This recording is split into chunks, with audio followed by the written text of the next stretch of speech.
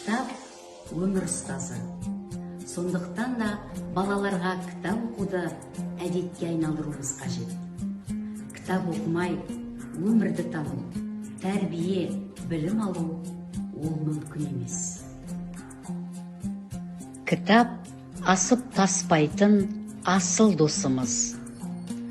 Кітап жансыз, бірақ шынайы дос.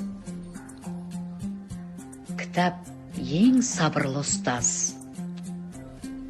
Кітап білім бұлағы.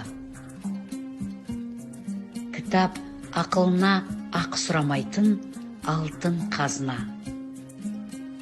Мәдениеттің мәйегі кітап. Ата-ана өз балаларының басты тәрбиешісі.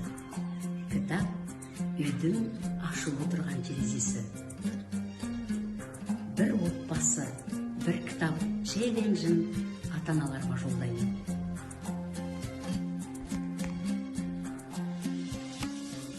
Кітап маған тақтан да қымбат.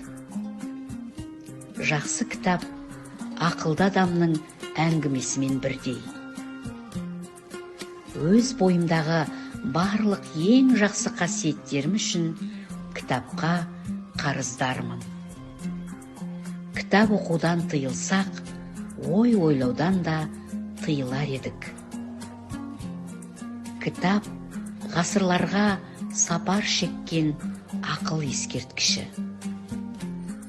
Кітаптың міндеті өмірдің орнына жүру емес, өмірді түсінуді жеңілдету, тездету.